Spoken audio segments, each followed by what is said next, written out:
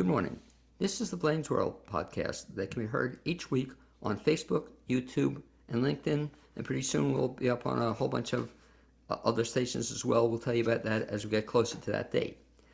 What we do typically is focus on positive news and information about people and organizations in both Western North Carolina and throughout the country. And toward that end, it's my pleasure to introduce two guests today. And they are Sam and Fred Nace, a husband and wife team at both the Cheerful Word and the Mountain Page Press. And guys, you can wave to all your fans and friends who are watching this. So if you're watching it, that's Sam, and that's Fred. And I should mention that Sam is CEO of the Cheerful Word, where she helps people write their memoirs through retreats, VIP sessions, memoir mastermind teams, and group coaching. Fred is president and co-owner of Mountain Page Press, hybrid publishing company that partners with writers, specializing not only with memoirs, but nonfiction and children's books. And so the first question I ask folks, and I've asked Sam this many years previously, but in terms of where you grew up as a kid, Sam, where did you grow up as a child? Syracuse, New York. Syracuse, New York. And Fred, you? I'm a rare local native from Mills River, North Carolina. Okay. And the reason I ask that question, because I always wonder, when you were growing up, for example, in Mills River, North Carolina, did you always know you wanted to head up your own publishing firm? No, not at all. I'm a career counterintelligence officer I've served all over the world. But I met and married, this wonderful lady who'd been doing this all of her life and got pulled into her world. And it matched up well in the sense that I've spent my lifetime eliciting stories for people, and I just kind of changed directions of the purpose for that elicitation, and we get to help people write their stories the way they want to, and so it's been a good transition career-wise. When did that start happening, that you making that transition? So it really started back in 2015 when we met, but I was still working as a policy officer for U.S. Army in Europe for the federal government. And we came back here to Hendersonville, North Carolina in 2019. And that's when I jumped into the role that I am now, joining Sam in her lifetime of work. And for you, it was probably kind of an interesting experience, is that all of a sudden, in a relatively short period of time, you had to become an expert on a whole bunch of different things that you hadn't even known about beforehand. Yes and no. I always call myself the Deputy Sam.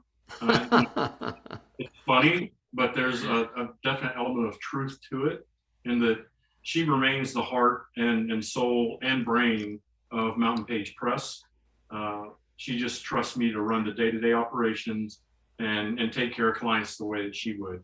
And I have her there for anything that is beyond my abilities. Okay, so I have to remember that, Deputy Sam. And I'll ask the real Sam the same question. So as a child growing up in Syracuse, New York, were you a writer, or were you interested in writing? I was mostly interested in listening. I was the third of three kids. I was sort of an oops baby, 11 years after the last one. So my parents were a little tired, and my mother was a nurse, and I would go to work with her when the neighbor wasn't available to watch me for babysitting. And I learned to go from room to room and just listen to stories. And I had no idea how powerful telling your story, giving voice to your story was going to be, until I started writing in college, which is really where I got going. And so how did you come up with the idea then for the Cheerful Word? Well, I was hanging out with all these elders who had these really cool stories. I had some of these men in the nursing home would say, "Hey, little girl, I'll tell you a story that'll put hair on your chest." And I'm like, "I don't want hair on my chest." And so, but I learned a lot about how people live and love, and how they deal with grief and loss and joy and happiness that was very different from my own experiences. So I became a home health aide to stay close to that population, that elder population. And then I went into public communication and got my degree, and had to really spend some years to find my way back from the corporate world in training and development back to story listening and then storytelling. And it just so happened that people found it easy to tell me all kinds of things about their lives that they had not shared with anyone else. Or because I was genuinely curious about them, they would share their favorite stories with me. And I thought, I really need to write this down. So I started writing down little snippets and leaving it for their families. And then pretty soon, someone challenged me to make it into a business. I had a PR and technical writing firm that I was co-owning at the time. And they said, you really should be doing this story writing thing. So come back next week and tell me how much you're going to charge me to help me write my story. And I thought, wow, I can make money doing what I love? No kidding. And that was almost 20 years ago. And I've just been keeping up with it ever since. Do you remember the first story you helped somebody tell and then put it in writing? Yes, his name was Joe, and he was at the nursing home, and I was probably 10 years old or so. And I went out on a trip. We took a bus, went out to this fish hatchery, and he threw his line in. And the nurses came up and told me, he hasn't spoken in a year or a year and a half since his wife died. And he's just sort of going to be quiet. So don't expect Joe to say much. Well, and I thought, well, people just talk to me, so maybe he'll just talk. Well, sure enough, he did. And he said, I miss my wife, but I think we're going to be together pretty soon. So he told me this beautiful story about when he dies, they're going to garden together and do all their favorite things together. And he was so happy. And on the way back, the nurses said, "What did you do to Joe? We haven't heard him say a word in over a year." And I wrote it down, and he actually passed away a few days later.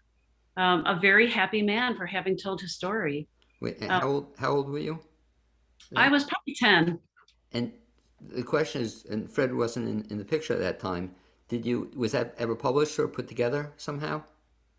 No, it just went through the nursing home staff, and it just got passed through. I guess it made it to his children, but all I knew was they had enjoyed knowing how he felt about the end of his life. Do you remember the first story that you ever finished, printed it, and actually got paid for it? Do you remember the first one? Oh, yes. I do. I remember very well. It was for a woman who's, she wanted to write it for her husband who had recently passed, I guess about a year before I met her. And she said, just as we sat down to do the interviewing, this was going to be a ghostwriting project back then. She said, I think I've changed my mind. I think I want to write about all the women who helped to raise me, because we were all Russian Jews that came over here to America, and now we're all Lutheran. And I said, well, there's a story there. And she proceeded to tell me how she was really raised by these very strong personalities. All these women, her grandmother, her great grandmother, her aunts, and her mother, mostly in the kitchen. The women were in the kitchen and the men were out on the porch and all talking about each other, as the saying goes. And she had these really powerful stories to tell. And we ended up creating a cookbook. So we would do a biography of each woman who positively impacted her, and then wrote a recipe for each woman that she remembers growing up and learning from them. So it's the first time you finished the book and then published it, and very, very cool. And Yes. Bring you into the picture. So there are some people, for example, who don't want to actually do the writing or don't want to go to one of Sam's retreats, which we'll talk about in just a little bit. And so you can help them out. You'll actually help them. You'll help ghostwrite the story if they wanted. We do. So we try and meet every author where they come to us. So if it's someone who has a fully finished manuscript, we'll take on that manuscript and edit it and proofread it, design it, and get it out to the world. But like you said, a lot of people aren't ready to do that. And many people are better storytellers than they are writers. So for those people, we can either partner with them with a coach who then becomes their editor later on while they write, and that helps them through the process of getting words to paper. Or someone who doesn't even want to do that much of the actual writing process, we will ghostwrite for them. And that's a very straightforward process where we have one of our ghostwriters, all of whom are also editors for us, and that person will lead them through a series of questions in an interview format, much like this, and draw out the stories that need to go into this memoir, and then the editor slash coach will pull all of that together as a first draft of the manuscript, and then they work on it together from that point to kind of bring it to fruition. I'm so sorry you weren't around when my father was alive, because one of the upsets in my life was the fact that he was a great writer, but he hardly would ever write, Sam. He didn't want to put in writing. And his concern, Fred, was that he was worried that he'd offend somebody, or that he'd write something down and it would be something that he wouldn't want the world to know. I said, Dad, you don't have to tell everything in your story. You know, you have a right, I guess, to edit your story. But the shame was that I never had those stories which I wanted to read and you know, and see, and he just wouldn't do it. And I guess I'll ask both of you, is that a problem that some people don't want the story told, or they're reluctant, I guess, initially to tell their story? Does that happen? Well, most definitely. So the very first book I worked on with Sam, and we're not supposed to have a favorite book, but it will always be my favorite for that reason. It is the story of a lady who, was a refugee 3 times. She was an immigrant 4 times. She grew up during Hitler's Germany in the 30s. Was a young girl, 10 years old when World War II started. And so when I met Sam, she was in the process of pulling that book together. And I just remember having chapters scattered all across the floor, and a lot more chapters than ended up in the book. And that was for a couple of different reasons. One of the main were those stories that she just didn't feel like she could share with other people. Right. Those stories she felt like she could share with people she didn't know, but she didn't really want her family to see, were another category. And so we had a whole series of chapters that did not go into the published book. Unfortunately, that lady has since passed on as well. And there were chapters that we were able to share with her kids that they had never seen, that were not published. And that was a great experience. But that really taught me, that there is a great importance to understanding what the audience for the memoir is, and writing to that audience and saving the other stories for some other time. By the way, before I get into... Yeah, I'm sorry. And I'll give it back to Sam to tell that in even better depth, but you should make Sam tell you about the little class she used to teach that was how to make your skeletons dance. I love great title. But even before you tell that story, Sam, I have to ask a follow-up question based on what Fred just said. And so, you folks, what story of how you met? Oh my goodness, that's a whole fairy tale. I was going to say, and is that going to be a book also? Or it will definitely be a couple of chapters in the memoir. And okay, can you give us the Reader's Digest version? Yes. When I first moved to Hendersonville, I opened up a shop I remember on Main Street, and it was the Cheerful Word, and I saw this guy in a kilt and combat boots and a cut off Harley t-shirt walking a little dog, and I thought, there's a story there. I have to wait for him to come down the sidewalk. It was about 7 o'clock in the morning. And sure enough, he came up and he said, so you help people write their memoirs? That's fascinating. He said, I would love for you to help me, because my kids deserve to know, what my career was like, why I was gone so much, and how much I love them, and why I did so much on their behalf, and why I chose to do what I did throughout my life. And I said, sure, I'm happy to help. Well, fast forward, about 5 months later, we met again, and it was love at first dance. And a few months after that, he asked me to go to Germany with him, where he had just accepted another position. And I said, sure, it sounds like a good time for an adventure. Let's go. I took my little Boston Terrier and went with this man that I really barely knew, except for a few months, and off to Germany. I had never been to Germany before, but I was ready for an adventure. And then before my visa was up in 3 months, we got married. We ran off to Denmark like a couple of teenagers and got married on the Baltic Sea. It was just beautiful. And then I'm sorry. Go ahead. And then 3 years later, we moved back here and launched life together. Because you mentioned too you helped Fred write his story, the memoir. Fred, did that ever get published? We have not even began that story, and now I have to find someone else because you can't tell stories to people who know you well. It's one reason we don't let husbands and wives be interviewed together. Oh, interesting. Because it influences the story too much. You can imagine how often Sam would correct my telling of the story. Yeah. Is that because true my though? point of view is completely different. But is that true that if now in terms of writing a story, do you sometimes write a couple's story together? You know, Probably do that? we can do that as long as it's for the purpose of writing the couple's story together. Or one other way that we've published a book that way is that the couples kind of wrote their own versions independently and put that together as a chapter. So you would have the his and hers versions in each chapter. It works very well. You just have to make sure you know which direction you're going. Are you going to do a his and hers book, or are you going to do a couple's book? Because for life story, it's really hard. It's much more hard than it would be, say, for a fiction novel, where at the end they just come down to one version and you stick with it. For a life story, it's all about the author's perspective, and we try very hard to hone in on the very personal narrative down to the words that the author uses, and keep that feeling through the entire book. So we want the book. We want you to pick up a book and go, that sounds exactly like him. Is that true that if a couple come in, you'll separate them and tell them you can't speak to them at the same time? Unless they're writing a couple's book. If it's one person's memoir, we don't want the other person in the room when they're telling their story.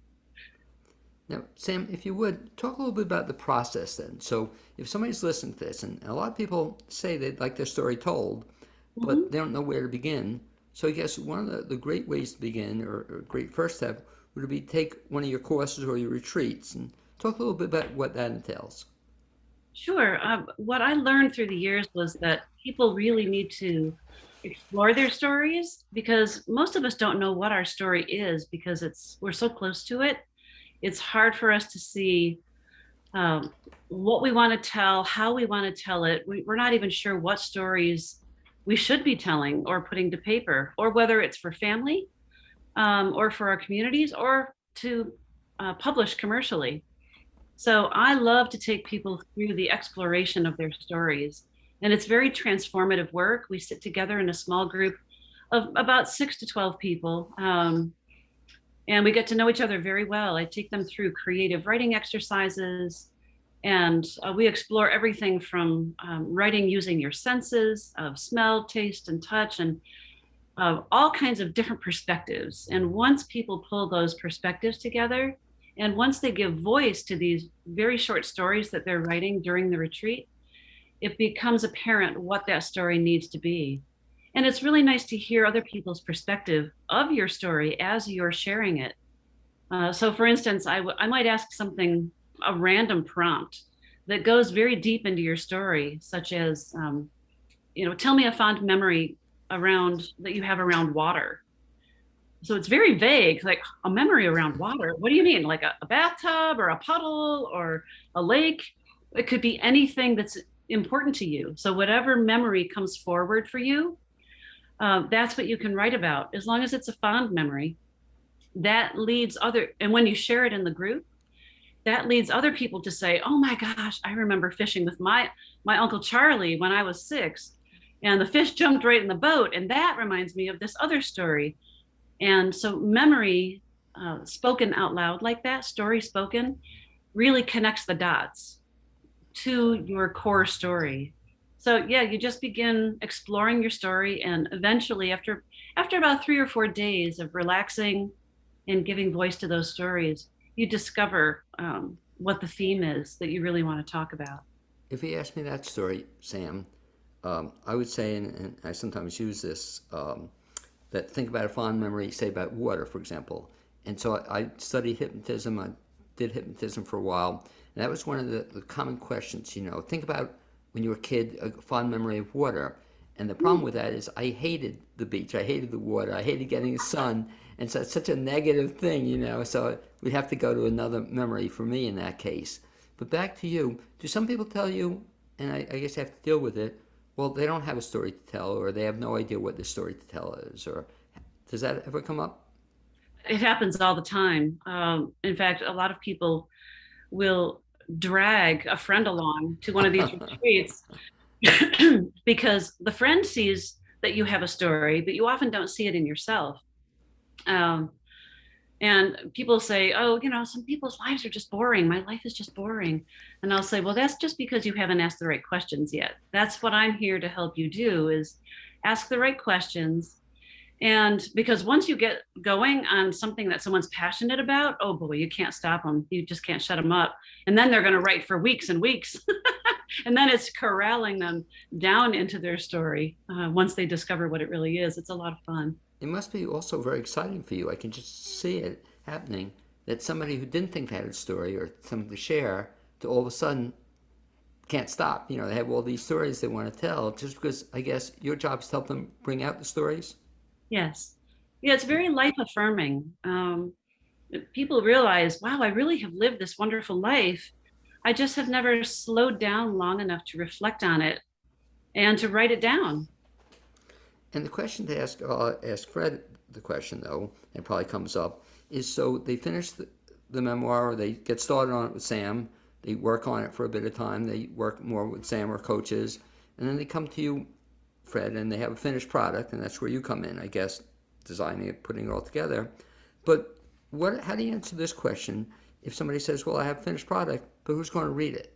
You know, or, you know, I don't have any family. Is it still worth publishing? So yes, it's still worth publishing. We always tell them it's worth publishing, of course, but we do try and put things into perspective, and we tell everyone that you should not expect to make a lot of money. You can Right. be a bestseller, but you should expect to get your story out to the world. A phrase that Sam taught me a long time ago is, you know, everyone's life is a story worth telling, and we really have adopted that as part of our core, that everyone has a story that's worth getting out to other people. And it's whether your story, you know, in memoir, a lot of it has to do with overcoming trauma or overcoming something negative. And so maybe the person you're reaching out to are the other people going through that same kind of experience.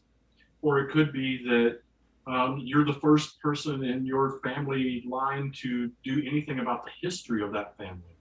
And you all of a sudden become the reference point for everyone in your family several times removed to the right or left, doing their historical study. So it's hard to know, and we work a lot to find out who they think the audience is in terms of creating an avatar of who they think is out there that would want to read this. And then we try and guide them in that a little bit if we think they're way off, but in most cases they're not. If somebody tells us, not everyone needs to hear this story, well, they might, but that's not who's alive. So let's try and narrow the focus down. We've had a lot of medically specific books where it's, you know, someone suffering from multiple sclerosis or Guillain-Barré syndrome or a mental health issue, and they speak directly to a very specific audience. We have one coming out this fall for that was originally started as an occupational therapy task for a stroke victim. It was part of his recovery to learn to write well again and to put what was happening into words. We've had the other one that we've really expanded into just this year a lot. We did a couple before, but we always said we didn't want to do anything but memoir and closely related nonfiction. We've blown that out of the water. So now we have, we're becoming go-to people for some children's books. And we have the third in a series coming out this fall of a wonderful children's book about a Jack Russell Terrier who's a rescue dog. We did a children's book that supported the sidewalk murals that are on the Hendersonville downtown sidewalks. And then to the other extreme, we're finishing up a 2-volume set of the technical specifications of United States fighter aircraft throughout history. Um, we had to go out and find a special technical editor that wasn't already on our team, that can edit at that level to be like uh, if we completed it, should be like the most comprehensive guide to U.S. fighter aircraft that's ever been published. Have any So of the books you published surprised you in terms of having legs or their popularity, that they may have thought they would just sell, maybe to get 5 copies for themselves, and all of a sudden they had a lot more people who wanted to read it? Have you seen that at all? we've had a couple that way. We've had a couple that were written as family-only books Right. that were then picked up and sold. Very exciting. But one of them, or one that was written as a family-only book and has a terrible price because it's a very high-quality coffee table book. But when other people saw it, people wanted it and were willing to pay for the extra cost of the quality of the printing. When we do stuff for families, we'll do things like those very nice, super high quality papers printed within a leather binding. And you don't print those for the mass market for commercial sales. But we've had some where we've had to turn around and do the commercial sales as well. And, yeah, the question, Sam, too, back to the idea of finding the audience, I guess, for the memoir or the book. So what do you tell the person who goes on one of your retreats and is really into it, wants to write this, but they don't have any family floating around? They don't, they have 1 or 2 close friends, but is there still a reason that they should be writing this or finishing the product? What do you tell them? Absolutely. I think it's time very well spent discovering what your story is. I mean, that's the name of the retreat, is discover your extraordinary self, because I really do believe that everyone's life is a story worth telling, even if it's just to yourself. I've had several people write. One of the ones that stand out in my mind the most is a woman who attended a while back. And she said, well, I don't have any family. We have no children. Right. I have no siblings, but I have a lot of friends in the community who have been asking me to write my story down because they think I've, lived this really interesting life. She said, and once she got into writing those stories, she said, wow, this is going to be really important to me someday because Alzheimer's runs in my family. And she said, how wonderful will it be for me to write my book and then have a nurse read it to me if I come down with Alzheimer's someday. And I'll sit there and I'll listen to this woman's amazing life, even if I don't know it's my own at some point. And I thought that was so moving that she would write her story to inspire herself in her later years. And just listening to it, it sounds moving to me as well. Yes, absolutely. You've been doing this for a bunch of years. Do you have a favorite story to tell of a memoir you have helped put together? So I love the story of the 10-year-old is great, but any other classic memoir you put together? I think it has to harken back to what Fred was talking about. Charlotte Self. We worked with her initially on a family book, and it's called. Oh my gosh, I just forgot the name of The Hitler Years Through the Eyes of a Child. Thank you. And she was really writing it, and it turned out to be a love story between she and her mother and her grandmother as she went through these years, these pre-Hitler years, and how beautiful life was in northern Germany. And she said, there are some stories I don't want to share with my kids, but I really do feel like there's something driving me to tell this now. I never told it when I lived in California or Canada. She said, but here in Hendersonville, people seem to be really genuinely curious about my life before I came to the US. And she said, and now that I'm sharing it and writing these little chapters down and writing these essays together, and you're helping me sort of sew them together into a cohesive theme and a cohesive story, she said, I'm really enjoying it. This is a powerful tool in leaving behind a legacy, not just for yourself, but for your kids and your community. So yeah, working with Charlotte was a lot of fun because she was a spitfire. She gave presentations right up until she was 91, 92 years old to synagogues and churches and all kinds of clubs locally. She traveled all over Western North Carolina speaking about her story. And it was not about selling the book. It was really just about sharing the joy of life. And one of her favorite phrases that stays with me is, "Love and kindness saved me." And she said, and I wanted to pay that forward. She was very involved in social justice activities locally. And she said, that's who I am. And I want to leave that imprint on the world. And just that sharing of her story, she became a very dear friend to Fred and I. Is there an ideal age at which somebody should start thinking about writing a memoir? We've been asked this many times. And back when I held more workshops than retreats, I would have a high schooler in the same room with an 84-year-old.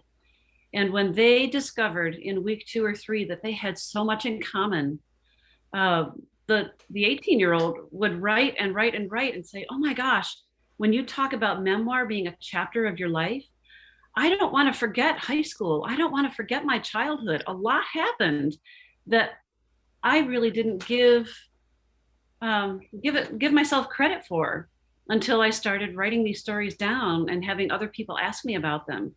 She said, "Now I'm going to write a memoir about every 5 years until I can't write anymore." So she's going to have an encyclopedia of her life by the time she's done. Well, so that's the question I was going to ask you then. So what's the youngest you ever had somebody go through the process, retreat or workshop, and actually get it published? So what was the youngest anybody ever did this at?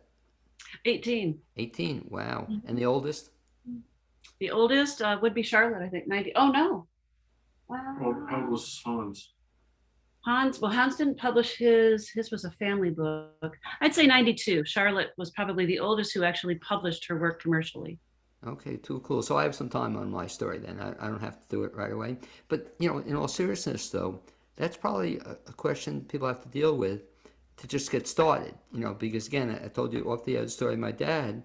I was always so upset he never left his stories. He was great. He had so many stories, but he just never, he wrote a couple, and I always wish he had done it earlier.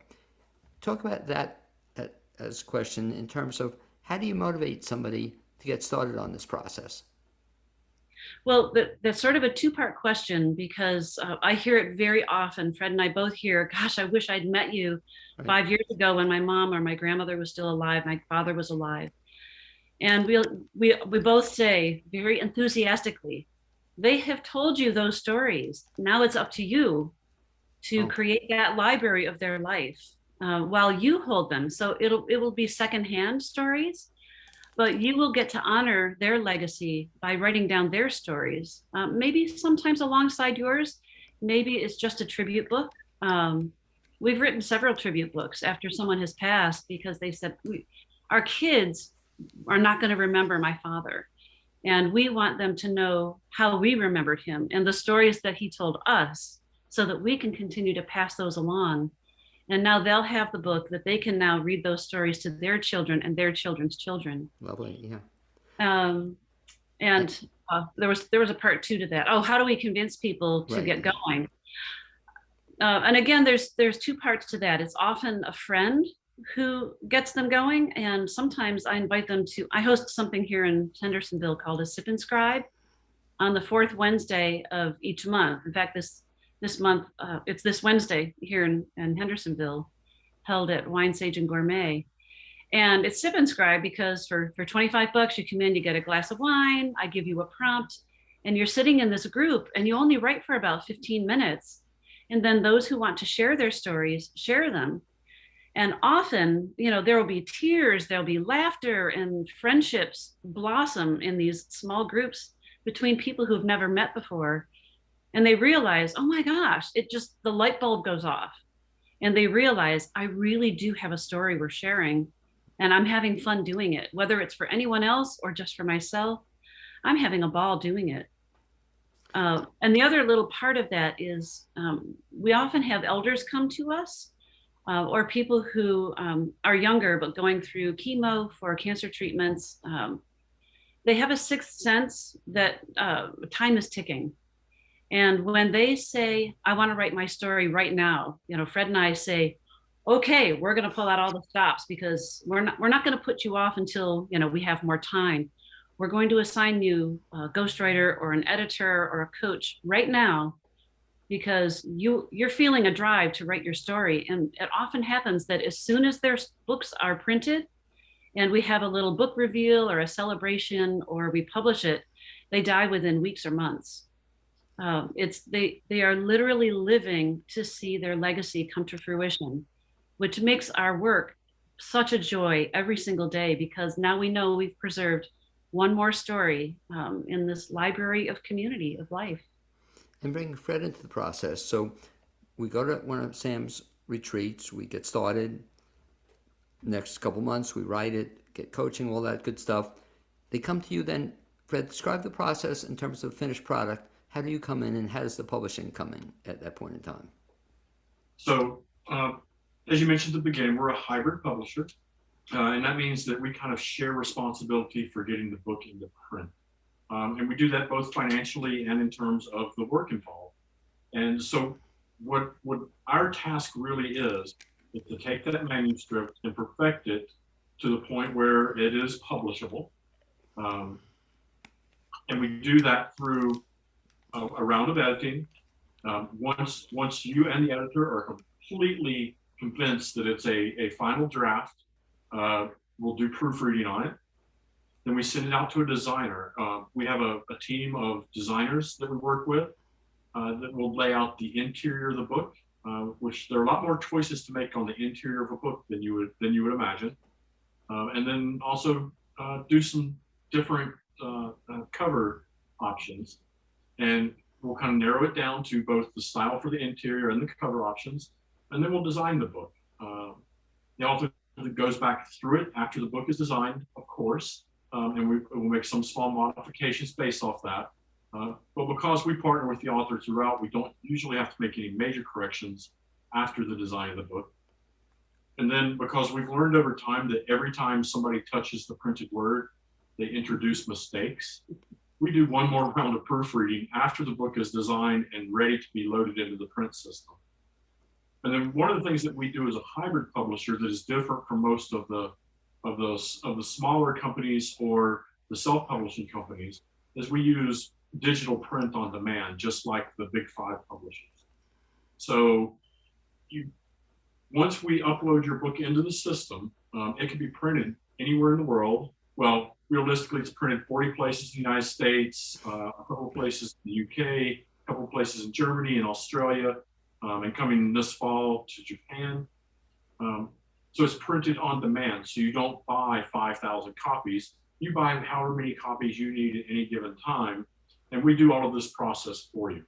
The other big thing that we do is because we're a hybrid publisher, we share 55% of the royalties instead of the 3 to 5% you get with a larger publisher. And we manage those royalties for the life of the book. We use an accounting firm based out of the UK that has a beautiful little dashboard for you so you can see exactly where your book is selling and what kind of money you're making off of the book at any given time. And we found that to be really important because, as anyone who's a published author knows, the royalty system is very convoluted. And it really takes anywhere from 3 to 6 months before you get any of the money from any specific sale. And authors do not want to track that through all the different places it goes before it comes to them. And this dashboard gives them kind of the ability to see the process all the way through, where the books sell and how that flows back to them. But yeah, we really, in Mountain Page Press, while most of the editors and the ghostwriters and all of that are part of the Mountain Page Press team and work with Sam in addition, really what we bring to the effort is taking care of all of that technical and professional backside stuff that makes a book good in quality and sellable at the other end. And a final question for you, Fred. In terms of a typical year, how many books are you putting out, ballpark? We're doing about 15 a year right now. Okay. So, the thing I like about it, it's a small number, but it's a manageable number so that you're with it from soup to nuts is the point to it. Every step Very, of the very way. much so. Sam or I, one, are involved in every book. And even though we just literally last week, I think Sam mentioned at the beginning, we are relocating the office and we brought on a project manager to help. And that's really, the project manager is really to make sure that Sam or I get interjected at all the most critical points in the book's life. And we're not behind in trying to read emails when something important has happened in the life of the book, and that we stay focused with the author that way, without having to worry about there's a deadline. Deadline number 215 for this book is tomorrow at 10 a.m. There's a project manager that will remind us of that, and we can stay focused with the author and keep the author involved in the book.